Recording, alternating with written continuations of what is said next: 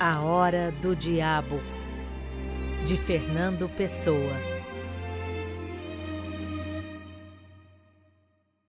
Saíram do términus e, ao chegar à rua, ela viu com pasmo que estava na própria rua onde morava, a poucos passos de casa. Estacou. Depois voltou-se para trás, para exprimir esse pasmo ao companheiro. Mas atrás dela não vinha ninguém. Estava a rua lunar e deserta. Nem havia nela edifício que pudesse ser ou parecer um términus de estação de comboios. Tonta, sonolenta, mas interiormente desperta e alarmada, foi até casa. Entrou, subiu. No andar de cima encontrou ainda desperto o marido. Lia no escritório e, quando ela entrou, depôs o livro. Então? Perguntou ele. E ela? Correu tudo muito bem. O baile foi muito interessante. E acrescentou antes que ele perguntasse. Uma gente que estava lá no baile trouxe-me de automóvel até o princípio da rua. Não quis que eles viessem até a porta. Saí ali mesmo. Insisti. Que cansada estou. E num gesto de grande cansaço, e esquecendo-se de um beijo, foi-se deitar. Seu filho, quando nasceu, nasceu normal de figura, mas não tardou que mostrasse que era um homem de gênio. Os seus poemas têm uma feição estranha e lunar.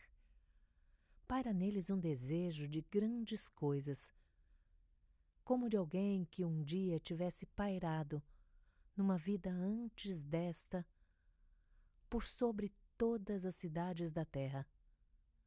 Recorre em seus versos uma visão de grandes pontes, inexplicável por qualquer experiência que se lhe conheça. E uma vez, num poema escrito quase em sonho, ele diz que qualquer coisa nele foi tentada, como Cristo, na grande altura de onde se vê todo o mundo. Embaixo, a uma distância mais que impossível, estavam como astros espalhados grandes manchas de luz.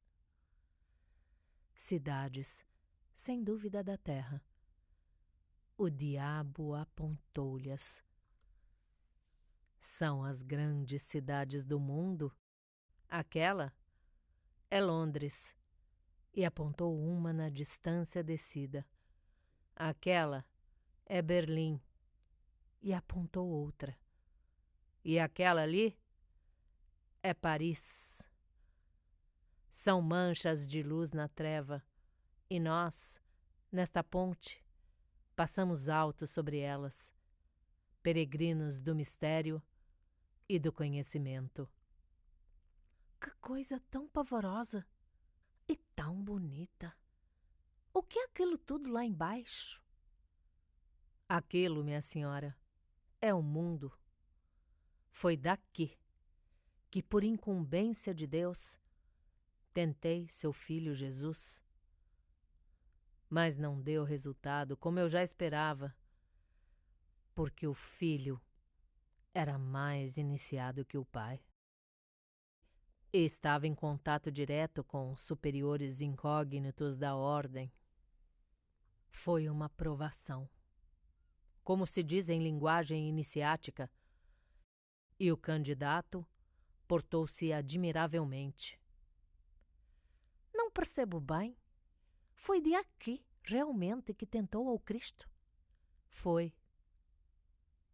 Está claro que onde agora está um vale imenso, estava então uma montanha. No abismo também há geologias. Aqui, onde estamos passando, era o Píncaro. Que bem me lembro. O Filho do Homem repudiou-me desde além de Deus. Segui, porque era o meu dever, o conselho e a ordem de Deus. Tentei-o com tudo quanto havia. Se houvesse seguido o meu conselho próprio, tê-lo-ia tentado com o que não pode haver. Talvez a história do mundo em geral e da religião cristã em particular tivessem sido diferentes. Mas que podem contra a força do destino, supremo arquiteto de todos os mundos, o Deus que criou este e eu, diabo distrital, que porque o nega o sustenta. Mas como é que se pode sustentar uma coisa por a negar? É a lei da vida, minha senhora. O corpo vive porque se desintegra, sem se desintegrar demais. Se não se desintegrasse segundo a segundo, seria um mineral. A alma vive porque é perpetuamente tentada, ainda que resista. Tudo vive porque se opõe a qualquer coisa. Eu sou aquilo a que tudo se opõe. Mas se eu não existisse, nada existiria, porque não havia a que opor-se. Como a pomba do meu discípulo Kant, que voando bem no ar leve, julga que poderia voar melhor no vácuo. A música, o luar e o sonho são minhas armas mágicas. Mas por música não deve entender-se só aquela que se toca, senão também aquela que fia eternamente por tocar. Por luar ainda não se deve supor que se fala só do que vem da lua e faz as árvores grandes perfis. Há outro luar que o mesmo sol não exclui e obscurece em pleno dia o que as coisas fingem ser. Só os sonhos são sempre o que são. É o lado de nós em que nascemos e em que somos sempre naturais e nossos. Mas, se o mundo é ação, como é que o sonho faz parte do mundo? É que o sonho, minha senhora, é uma ação que se tornou ideia e que por isso conserva a força do mundo e lhe repudia a matéria, que é o estar no espaço. Não é verdade que somos livres no sonho? Sim, mas é triste ao acordar. O bom sonhador não acorda. Eu nunca acordei. Deus mesmo duvido que não durma. Já uma vez ele me disse. Ela olhou de sobressalto e teve subitamente medo. Uma expressão do fundo de toda a alma que nunca sentira. Mas, afinal, quem é o senhor? Por que está assim mascarado? Como? Minha senhora, eu sou o diabo. Sim, sou o diabo. Mas não me tema, nem se sobressalte.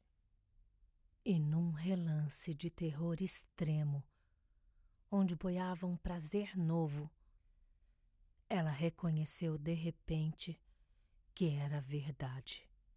Eu sou, de fato, o diabo. Não se assuste, porém, porque eu sou realmente o diabo e, por isso, não faço mal. Certos imitadores meus na terra e acima da terra são perigosos, como todos os plagiários, porque não conhecem o segredo da minha maneira de ser.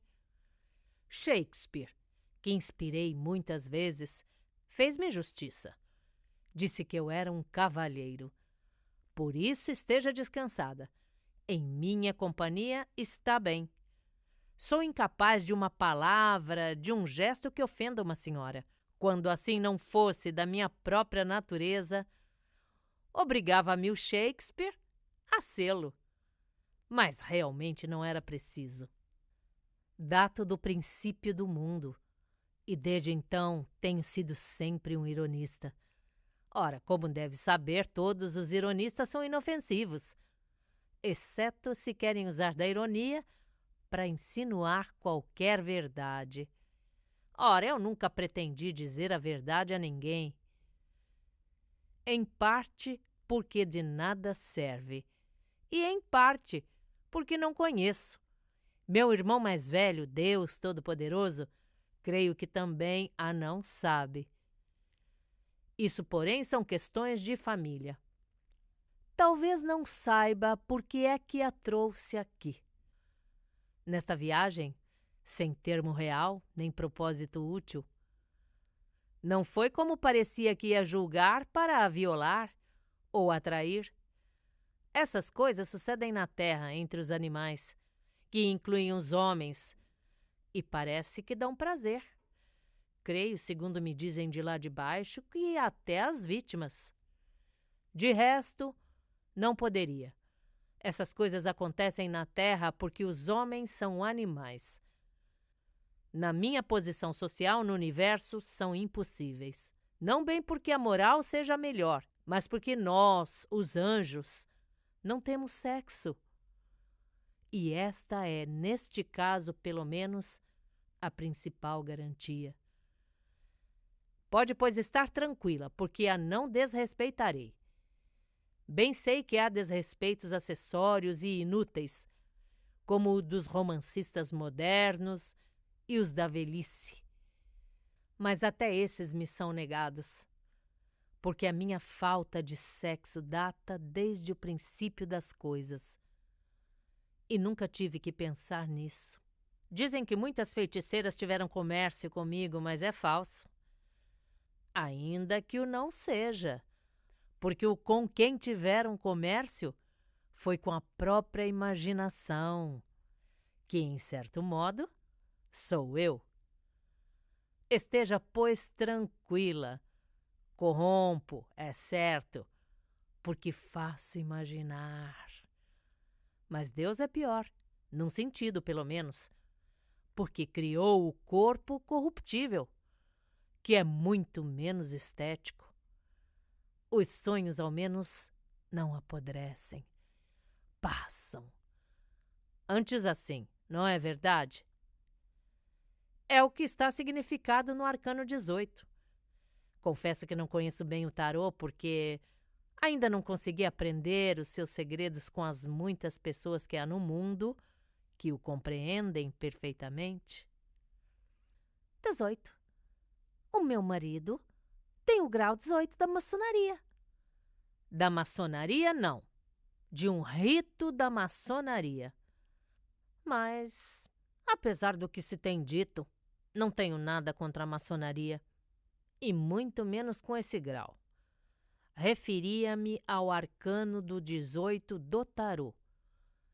Isto é da chave de todo o universo, da qual, aliás, o meu entendimento é imperfeito, como o é da cabala, da qual os doutores da doutrina secreta sabem mais do que eu.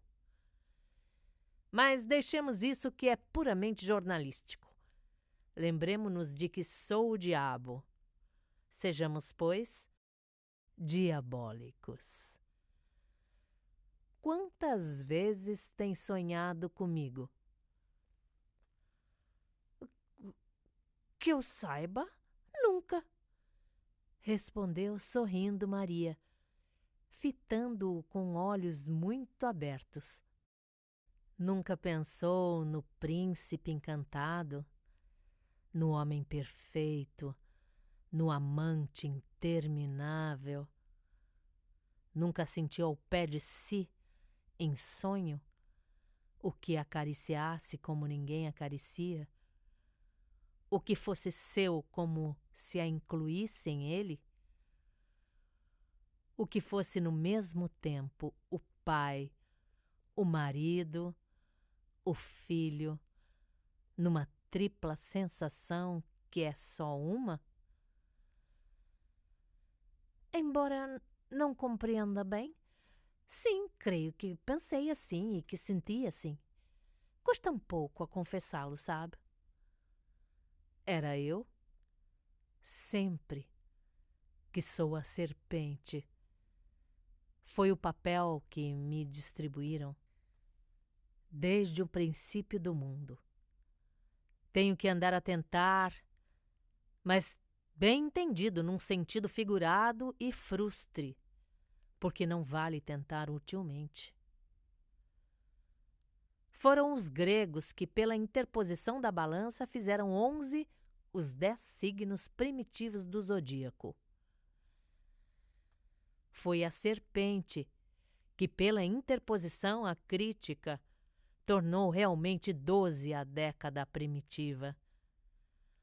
Realmente não percebo nada. Não percebe? Ouça. Outros perceberão. As minhas melhores criações, o luar e a ironia, não são coisas muito parecidas.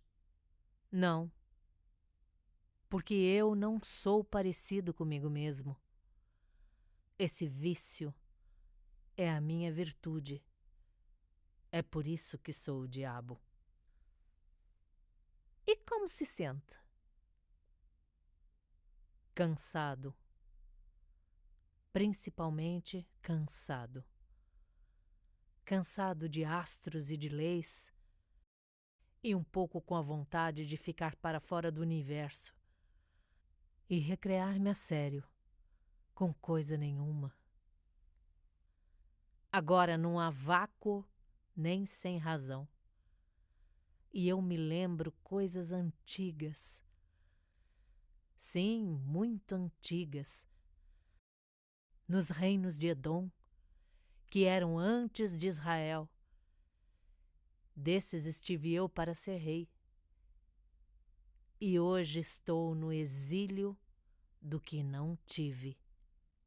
Nunca tive infância, nem adolescência, nem, portanto, idade viril a que chegasse. Sou o negativo absoluto, a encarnação do nada. O que se deseja e se não pode obter.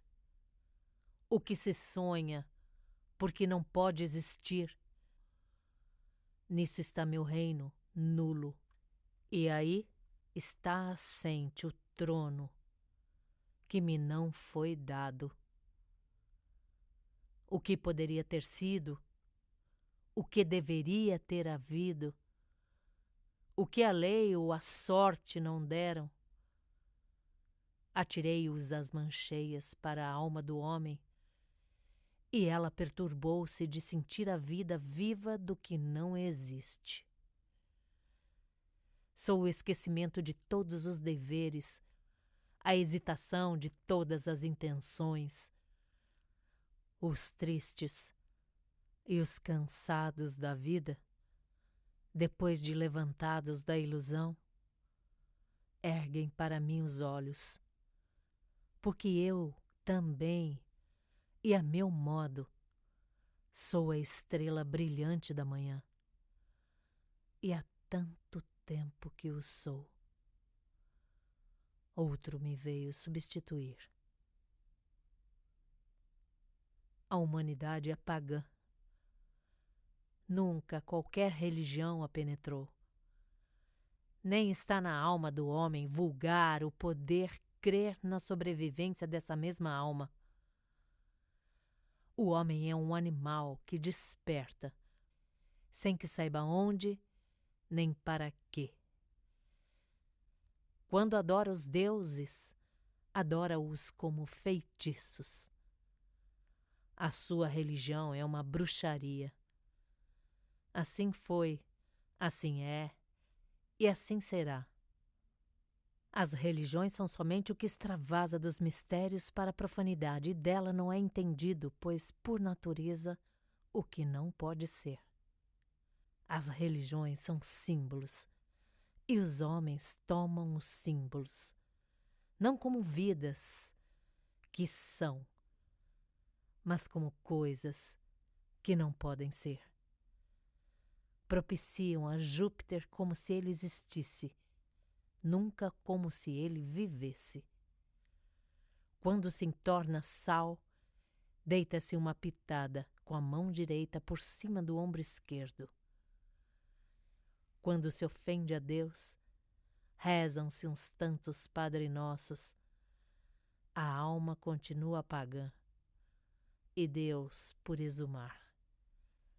Só os raros lhe puseram a acácia, a planta imortal, no topo do túmulo, para que o levantassem dele quando a hora viesse. Mas esses são os que, por bem buscarem, foram eleitos para achá-lo. O homem não difere do animal, senão em saber que o não é. É a primeira luz, que não é mais que treva visível. É o começo, porque ver a treva é ter a luz dela. É o fim, porque é o saber, pela vista que se nasceu cego. Assim, o animal se torna homem pela ignorância que dele nasce. São eras sobre eras e tempos atrás de tempos. E não há mais que andar na circunferência de um círculo que tem a verdade do ponto em que está o centro. O princípio da ciência é sabermos que ignoramos. O mundo, que é onde estamos, a carne, que é o que somos, o diabo, que é o que desejamos. Esses três, na hora alta, nos mataram o mestre que estivemos para ser. E aquele segredo que ele tinha, para que nos convertêssemos nele, esse segredo foi perdido. Também eu, minha senhora, sou a estrela brilhante da manhã. Era o antes que João falasse, porque há Pátimos antes de Pátimos, e mistérios anteriores a mistérios. Sorrio quando penso que sou Vênus, em outro esquema de símbolos. Mas que importa?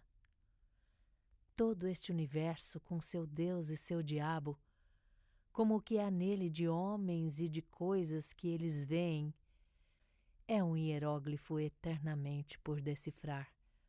Sou por Mister, mestre da magia. Não sei, contudo, o que ela é. A mais alta iniciação acaba pela pergunta encarnada de se há qualquer coisa que exista. O mais alto amor é um grande sono, como aquele em que nos amamos de dormir. Às vezes eu mesmo, que devera ser um auto-iniciado, pergunto ao que em mim é de além de Deus. Se estes deuses todos e todos estes astros não serão mais que sonos de si mesmos, grandes esquecimentos do abismo. Não pasme que eu assim fale. Sou naturalmente poeta, porque sou a verdade falando por engano. E toda a minha vida, afinal, é um sistema especial de moral velado em alegoria e ilustrado por símbolos. Não, disse ela rindo. Sempre há de haver uma religião verdadeira. Sim, rindo mais. Ou então, todas são falsas. Minha senhora, todas as religiões são verdadeiras, por mais opostas que pareçam entre si. São símbolos diferentes da mesma realidade. São como a mesma frase dita em várias línguas, de sorte que não se entendem uns aos outros os que estão dizendo a mesma coisa. Quando um pagão diz Júpiter e um cristão diz Deus, estão pondo a mesma emoção em termos diversos da inteligência. Estão pensando diferentemente a mesma intuição. O repouso de um gato ao sol é a mesma coisa que a leitura de um livro. Um selvagem olha para a tormenta do mesmo modo que um judeu para Jeová. Um selvagem olha para o sol do mesmo modo que um cristão para o Cristo. E por quê, minha senhora? Porque trovão e Jeová, sol e cristão, são símbolos diversos da mesma coisa. Vivemos neste mundo dos símbolos, no mesmo templo claro e obscuro, treva visível, por assim dizer. E cada símbolo é uma verdade substituível à verdade, até que o tempo e as circunstâncias restituam a verdadeira. Corrompo, mas ilumino. Sou a estrela brilhante e da manhã. Frase, por sinal, que já foi 2 vezes aplicada. Não sem critério ou entendimento, a outro que não parece eu. Meu marido disse-me uma vez que Cristo era o símbolo do sol. Sim, minha senhora. Sim, minha senhora. E por que não será verdade o contrário, que o sol é o símbolo de Cristo? Mas o senhor vira tudo do avesso. É o meu dever, minha senhora. Não sou, como disse Goethe, o espírito que nega, mas o espírito que contraria. Contrariar a feio. Contrariar actos, sim. Contrariar ideias, não. Porque contrariar atos, por maus que sejam, é estorvar o giro do mundo, que é a ação. Mas contrariar ideias é fazer com que nos abandonem e se caia no desalento, e de aí no sonho, e, portanto, se pertença ao mundo. Ah, minha senhora, com respeito ao que sucede neste mundo, 3 teorias distintas. Que tudo é obra do acaso, que tudo é obra de Deus e que tudo é obra de várias coisas combinadas ou entrecruzadas. Pensamos, em geral, em termos da nossa sensibilidade, e por isso tudo se nos volve num problema do bem e do mal. Há muito que eu mesmo sofro grandes calúnias por causa dessa interpretação. Parece não ter ainda ocorrido a ninguém que as relações entre as coisas, supondo que haja coisas e relações, são complicadas demais para que um Deus ou o diabo as explique, ou ambos as expliquem. Sou o mestre lunar de todos os sonhos, o músico solene de todos os silêncios. Lembra-se do que tem pensado quando, sozinha, está ante uma grande paisagem de arvoredos e de luar? Não se lembra? Não se lembra porque pensou em mim. E devo dizer-lhe, verdadeiramente não existo. Se existe qualquer coisa, não sei. As aspirações vagas, os desejos fúteis, os tédios do vulgar, ainda quando o amamos, os aborrecimentos do que não aborrece, tudo isso é obra minha, nascida de quando, deitado à margem de grandes rios do abismo, penso que também não sei de nada. Então, o meu pensamento desce eflúvio vago às almas dos homens, e eles sentem-se diferentes de si mesmos. Sou o eterno diferente, o eterno adiado, o supérfluo do abismo. Fiquei fora da criação. Sou o Deus dos mundos que foram antes do mundo. Os reis de Edom que reinaram mal antes de Israel. A minha presença neste universo é a de quem não foi convidado. Trago comigo memórias de coisas que não chegaram a ser, mas que estiveram para ser. Então face não via face, e não havia equilíbrio. A verdade, porém, é que não existo. Nem eu, nem outra coisa qualquer.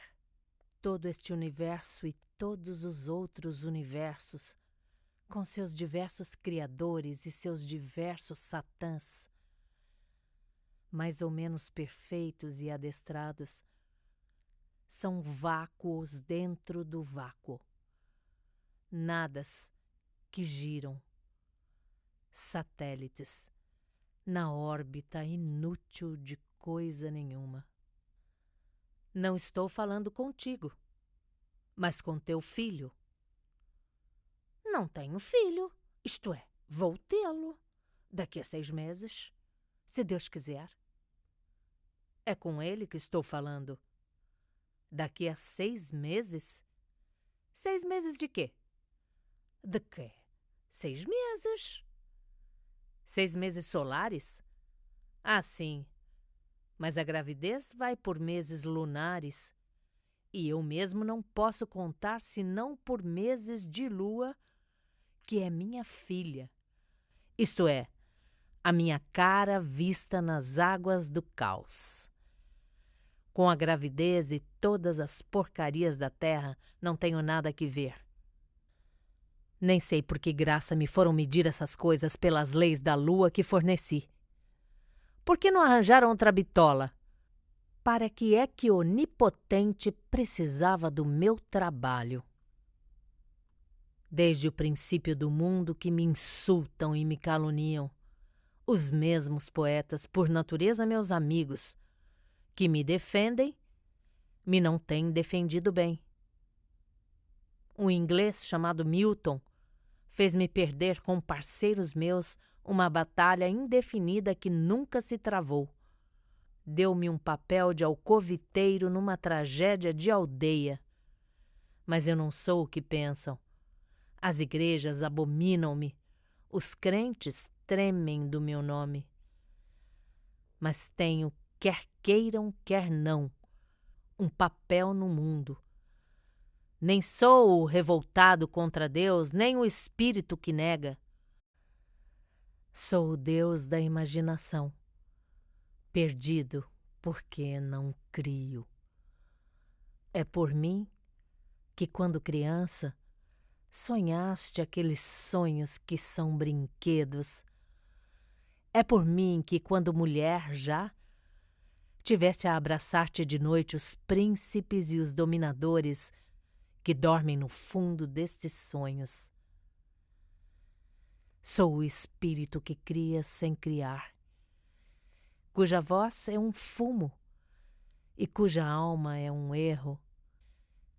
Deus criou-me para que eu o imitasse de noite.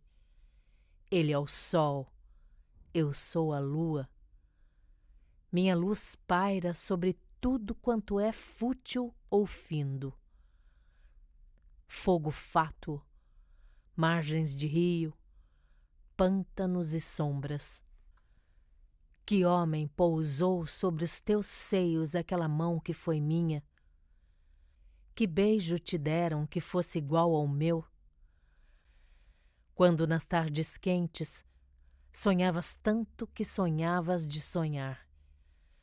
Não viste passar uma figura velada e rápida, a que te daria toda a felicidade? A que te beijaria indefinidamente? Era eu. Sou eu. Sou aquele que sempre procuraste e nunca poderás achar. Talvez, no fundo imenso do abismo, Deus mesmo me busque, para que eu o complete. Mas a maldição do Deus mais velho, o Saturno de Jeová, paira sobre ele e sobre mim. Separa-nos quando nos deveria unir, para que a vida e o que desejamos dela fossem uma só coisa. O anel que usas e amas, a alegria de um pensamento vago, o sentires que estás bem no espelho em que te vês. Não te iludas, não és tu, sou eu. Sou eu que ato bem todos os laços com que as coisas se decoram, que disponho certas as cores com que as coisas se ornam. De tudo quanto não vale a pena ser, faço eu meu domínio e meu império. Senhor absoluto do interstício e do intermédio, do que na ida não é vida. Como a noite é o meu reino, o sonho é o meu domínio. O que não tem peso nem medida, isso é meu. Os problemas que atormentam os homens são os mesmos problemas que atormentam os deuses. O que está embaixo é como o que está em cima. Disser-me 3 vezes máximo, que como todos os fundadores de religiões se lembrou de tudo, menos de existir.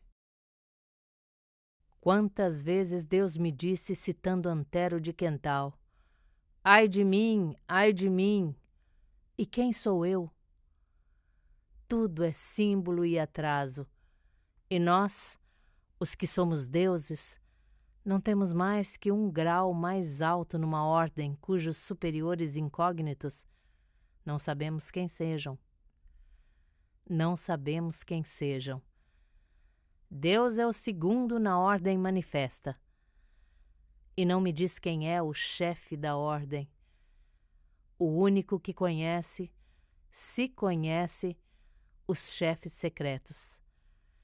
Quantas vezes Deus me disse, meu irmão, não sei quem sou. Tendes as vantagens de serdes homens.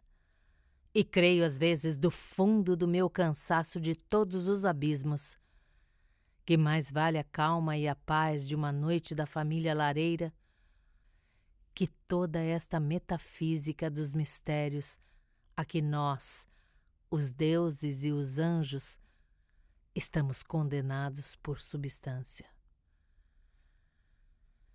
Quando às vezes me debruço sobre o mundo, vejo ao longe, indo do porto ou voltando a ele, as velas dos barcos dos pescadores, e o meu coração tem saudades imaginárias da terra, onde nunca esteve.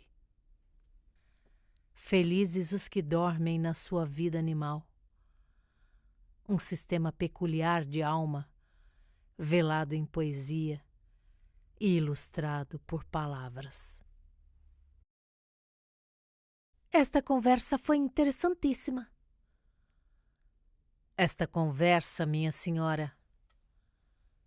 Mas esta conversa, embora talvez o fato mais importante da sua vida, nunca verdadeiramente se deu. Em primeiro lugar, é bem sabido que eu não existo. Em segundo lugar, como estão concordes os teólogos que me chamam diabo e os livres pensadores que me chamam reação, nenhuma conversa minha pode ter interesse. Sou um pobre mito, minha senhora. E o que é pior, um mito inofensivo. Consola-me só o fato de que o universo, sim, esta coisa cheia de várias formas de luzes e de vidas, é um mito também. Dizem-me que todas essas coisas podem ser esclarecidas à luz da cabala e da teosofia. Mas são esses assuntos de que nada sei. E Deus, a quem uma vez falei deles, disse-me que também os não compreendia bem, pois que eram pertença exclusiva em seus arcanos dos grandes iniciados da terra, que pelo que tenho lido em livros e jornais, são e têm sido abundantes. Aqui nessas esferas superiores de onde se criou e transformou o mundo, nós, para lhe dizer a verdade, não percebemos nada. Debruço-me às vezes sobre a terra vasta, deitado à margem do meu planalto sobre tudo. o planalto da montanha de Eredom, como já lhe ouvi chamar. E cada vez que me debruço vejo religiões novas, novas iniciações, novas formas, todas contraditórias da verdade eterna que nem Deus conhece. Confesso-lhe que estou cansado do universo. Tanto Deus como eu, de bom grado, dormiríamos um sono que nos libertasse dos cargos transcendentes em que, não sabemos como, fomos investidos.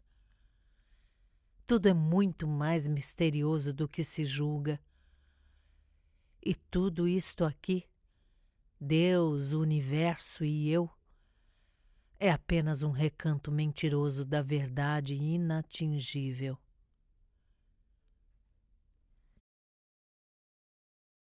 Não imagina quanto apreciei a sua conversa. Nunca ouvi falar assim.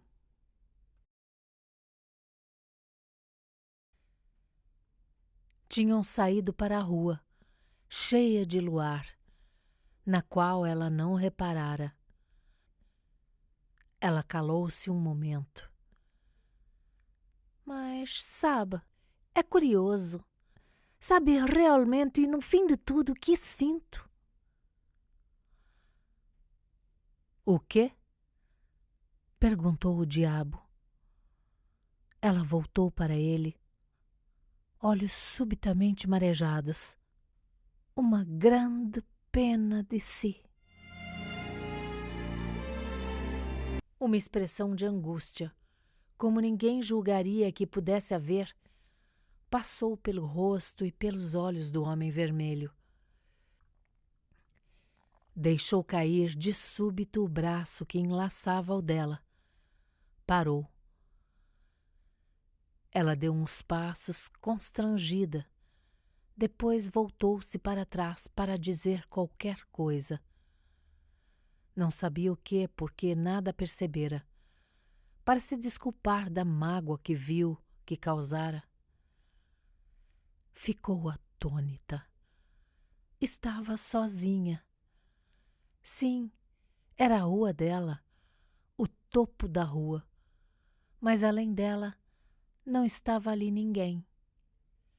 O luar batia claríssimo, não na saída do funicular, mas nas duas portas fechadas da serralharia de sempre. Não além dela não estava ali ninguém. Era a rua de dia vista à noite. Em vez do sol, o luar. Mais nada. Um luar normal, muito claro que deixava naturais as casas e as ruas. O luar de sempre. E ela avançou para casa.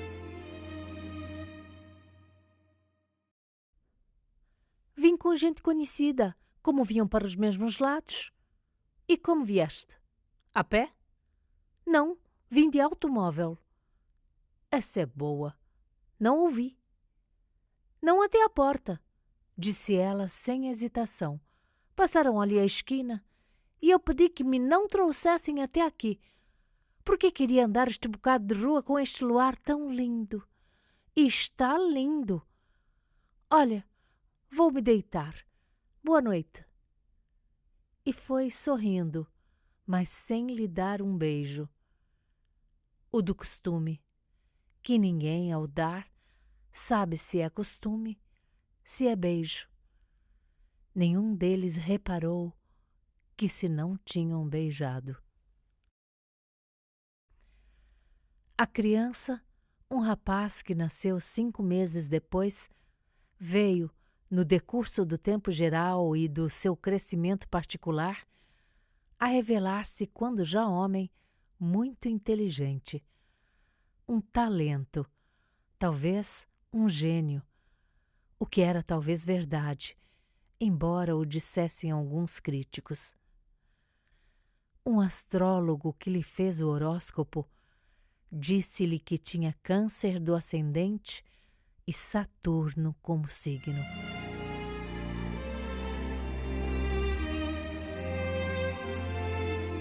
Diga-me uma coisa, mãe. Dizem que certas memórias maternas se podem transmitir aos filhos. Há uma coisa que constantemente me aparece em sonhos e que não posso relacionar com coisa alguma que me houvesse sucedido. É uma memória de uma viagem estranha, em que aparece um homem de vermelho que fala muito. É primeiro um automóvel e depois um comboio. E nessa viagem em comboio, passa-se sobre uma ponte altíssima que parece dominar toda a terra. Depois há um abismo e uma voz que diz muitas coisas que, se eu as ouvisse, talvez me dissessem a verdade. Depois sai-se à luz, isto é, ao luar.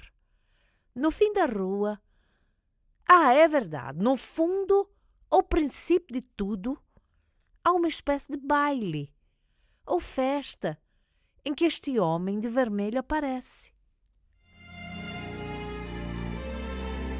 Maria depôs no colo a sua costura e, virando-se para Antônia, disse: